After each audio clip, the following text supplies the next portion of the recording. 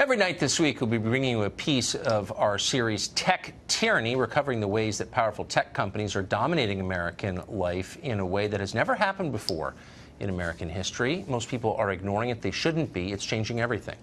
Amazon's power over data is so great now that even the U.S. military is seeking their help. Within a few weeks, the Defense Department is expected to request a $10 billion contract that will allow Amazon to become the sole provider of cloud computing services to the military.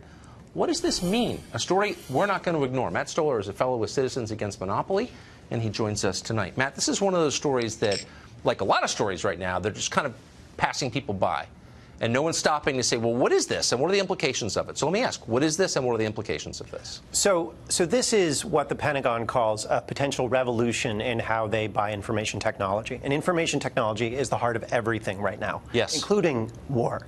So this is a decision by the Pentagon, or potential decision by the Pentagon, to do something very unusual, which is to not have multiple suppliers of a key resource that they rely on, in this case, data. And they are handing over an important bottleneck of our national security to Jeff Bezos and Amazon. And that's something that should be very concerning to people, because Jeff Bezos has relationships, Amazon has relationships all over the world with all sorts of entities that could, that have a reason to manipulate and undermine American national security interests. And even if they don't, even if Amazon does a great job and we have no other redundant cloud computing services, last year, because of a typo in an Amazon data center, a whole bunch of websites, 150,000 websites went down, including big ones like Pinterest, parts of Slack, and even the Securities and Exchange Commission.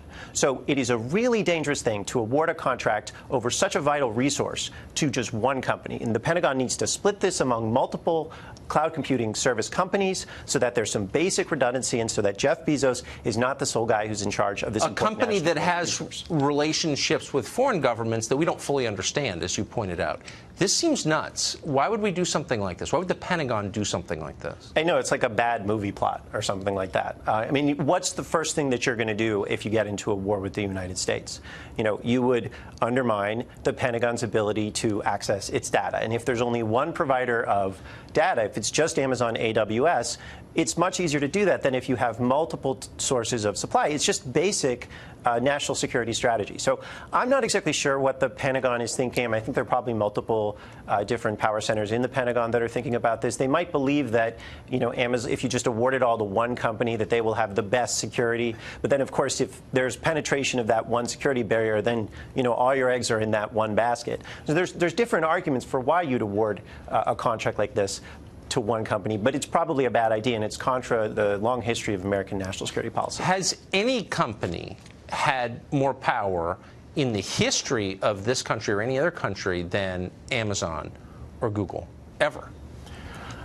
It's a really good question. I mean, I think you could potentially look at Standard Oil in the 1880s and 1890s, but they didn't have the ability to profile individuals, to manipulate individuals and individual companies the way that Jeff Bezos and the way that Larry Page does.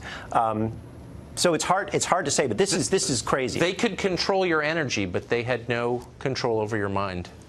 Which seems a big difference to me. Matt Stoller, thank you for paying attention to this while most people aren't. Appreciate it. Thanks for having me.